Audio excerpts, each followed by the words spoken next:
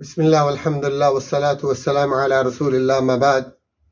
فأعوذ بالله السميع العليم من الشيطان الرجيم بسم الله الرحمن الرحيم قل إن كنتم تحبون الله فاتبعوني يحببكم الله ويغفر لكم ذنوبكم والله غفور رحیم۔ انتہائی قابل احترام بزرگوں، ماؤں، بہنوں، بیٹیوں، عزیزوں، دوستوں، رمضان مبارک کا مہینہ آپ کو مبارک ہو۔ اللہ تبارک تعالیٰ سے دعا ہے، اللہ تبارک تعالیٰ نے یہ ہمیں عظیم الشان مہینہ عطا کیا ہے، ہمیں اس میں سر توڑ کوشش کرنے کی۔ اللہ تبارک تعالیٰ کے جو بہانے ہیں، اللہ کے جو سیزن کے دیے ہوئے بخشش کے چانسز ہیں، اللہ ہمیں ان سے بھرپور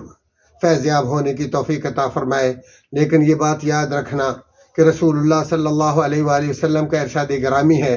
کہ اگر کوئی شخص اللہ کو راضی کرنا چاہتا ہے تو اس کے نیک اور صالح اعمال، اس کی نیکیوں کی قبولیت کے لیے ایک بنیادی شرط ہے، اور وہ شرط یہ ہے کہ ہر عمل، ہر نیکی، ہر ورد اور وظیفہ اللہ کے پیارے پیغمبر جناب محمد الرسول اللہ صلی اللہ علیہ وآلہ وسلم کی حدیث سے ثابت ہونا چاہیے، آپ کی سنت مطہرہ سے ثابت ہونا چاہیے، آپ کے طریقے سے ثابت ہونا چاہیے۔ خدا نخواستہ کوئی ہم عمل کر رہے ہیں اور آخر زمان پیغمبر جناب محمد الرسول اللہ صلی اللہ علیہ وآلہ وسلم کی اس پہ سنت کی، طریقے کی، حدیث کی مہر نہیں ہے، تو آقا دو جہاں صلی اللہ علیہ وآلہ وسلم نے ارشاد فرمایا ہے، دو ٹوک اعلان فرماتے ہوئے فرمایا، من عمل عملا لیس علیہ امرنا فہو رد، جس نے کوئی ایسا عمل کیا جس کے اوپر میری تصدیق نہیں ہے، جس کو میں نے قبول نہیں کیا، جس کے کرنے کا میں نے رواج نہیں دیا، جو مجھ سے ثابت نہیں ہے، میری سنت سے، میری حدیث سے ثابت نہیں ہے، بلکہ کسی علاقے کے مولوی نے، کسی مفتی نے اس کو گھڑ لیا ہے، وہ اس کی ایجاد ہے یا اس کا مشہور کرتا ہے، خواہ وہ پرانا ہو یا وہ نیا ہو، کوئی بھی ہو، اگر وہ میرا عمل بتایا ہوا نہیں ہے، آپ نے ڈھونڈنا ہے، تلاش کرنا ہے۔ اگر تو میں نے بتایا ہے، میری سنت ہے، میرا طریقہ ہے، تو پھر آپ کو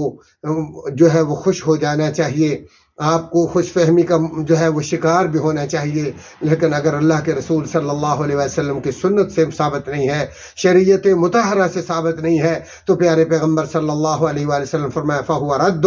اللہ تعالیٰ اس عمل کو رد کر دیتے ہیں، اس کو ٹھکرا دیتے ہیں، اس عمل کو بھی ٹھکرا دیتے ہیں، اس عامل کو بھی ٹھکرا دیتے ہیں۔ اور ایک حدیث میں فرمایا من احدث فی امرنا ھذا ما لیس منہ فہو رد، جس نے ہماری اس شریعت میں، ہمارے اس اسلام میں، ہماری اس شریعت کے اندر ایسا عمل کیا جو اس کی ذاتی ایجاد ہے اور اسے وہ نیک سمجھ کے کرتا ہے اور اسے نیکی سمجھتا ہے، تو یہ اس کی غلط فہمی ہے۔ وہ اس کے نزدیک نیکی ہو سکتی ہے، لیکن خالق حقیقی کے نزدیک، اللہ مالک الملک کے نزدیک وہ نیکی نہیں ہو سکتی۔ اس لیے کہ اللہ تبارک تعالیٰ نے فرمایا ہے ما آتاکم الرسول فخذوہ، جو میرے پیارے پیغمبر تمہیں دیں اسے لے لو، وما نہاکم عنہ فانتہوا، جس سے روک دیں اس سے رک جاؤ۔ اور یہ بھی فرمایا ومن یطع الرسول فقد اطاع اللہ، پیارے پیغمبر کی شان یہ ہے، مقام یہ ہے کہ جو اللہ کے نبی کی بات مانتا ہے، گویا کہ براہ راست اللہ مالک الملک کی اطاعت کرتا ہے، وہ اللہ کی بات۔ اس لیے کہ آخر الزمان پیغمبر صلی اللہ علیہ وآلہ وسلم کی اہمیت کو اللہ تعالیٰ نے قرآن مجید میں ان الفاظ سے اجاگر کرتے ہوئے فرمایا ہے وَمَا آتَاكُمُ الرَّسُولُ فَخُذُوهُ، اور اس کے ساتھ یہ بھی فرمایا ہے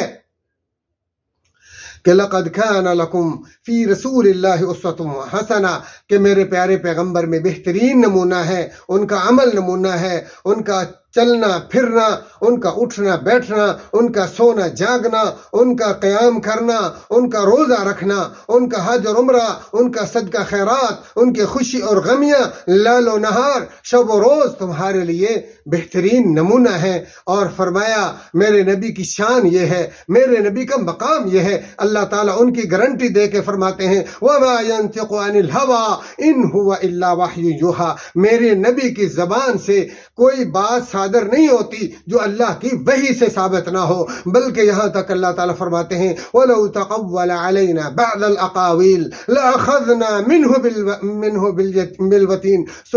بِالْيَمِينِ ثُمَّ لَقَطَعْنَاهُ مِنْهُ الْوَتِينَ۔ فرمایا میرے پیارے پیغمبر کی یہ گارنٹی ہے، میرے پیارے پیغمبر کی یہ شان مبارک ہے کہ میرے نبی کی زبان اطہر سے ایک لفظ بھی اللہ کی اطاعت کے بغیر، اللہ کی وحی کے بغیر، اللہ کی شریعت کے بغیر صادر نہیں ہوا۔ جو آپ کی زبان اطہر سے صادر ہوا ہے وہ اللہ کا حکم ہے، اللہ کی مرضی ہے، اللہ کی منشا ہے، اللہ کی مراد ہے۔ کیونکہ فرمایا اگر خدا نخواستہ ایسا ہوتا تو جو میں نے ان کو عزت دی، جو ان کو احترام دیا، جو ان کو قبول عام دیا ہے، جو مقام و مرتبہ دیا، وہ کبھی نہ ملتا۔ تو لہذا میرے پیارے اور بھائیوں اور بہنوں، آج دیکھیں ہم اس سلسلے میں بڑی لاپرواہی کرتے ہیں۔ ہمارے پاس جو بھی معاملہ آتا ہے، جو بھی ورد اور وظیفہ آ جاتا ہے، کوئی چمکا کر پیش کر دیتا ہے، اس کی فضیلت گھڑ کے بنا دیتا ہے، ہم کبھی یہ کوفت گوارا نہیں کرتے، یہ زحمت برداشت نہیں کرتے کہ ہم ان سے پوچھ لیں کہ میرے پیارے پیغمبر صلی اللہ علیہ وآلہ وسلم کی سنت ہے، میرے نبی کا یہ طریقہ ہے، اللہ نے تو آپ کے علاوہ کسی دوسرے کو نبی نہیں بنایا۔ امام مالک رحمۃ اللہ علیہ نے کیا فرمایا تھا؟ انہوں نے کہا ہر آدمی کی، ہر مولوی اور عالم کی بات کو قبول کیا جا سکتا ہے اگر درست اور سچی ہوگی، اللہ کی اور اللہ کے رسول کی اطاعت کی جو ہے اس کے اندر رہنمائی ہوگی تو ہم مانیں گے، اور اگر اللہ اور اللہ کے رسول کی مخالفت ہوگی اس کی بات کو ٹھکرا دیا جائے گا۔ الا صاحب هذا القبر، آپ نے قبر رسول صلی اللہ علیہ وآلہ وسلم کی طرف اشارہ کر کہا یہ وہ ہستی ہیں جن کی کوئی بات بھی قابل ریجیکٹ نہیں ہو سکتی، ان کی ہر بات کو جو ہے ماننا پڑے گا، اور یہی بات جمیع محدثین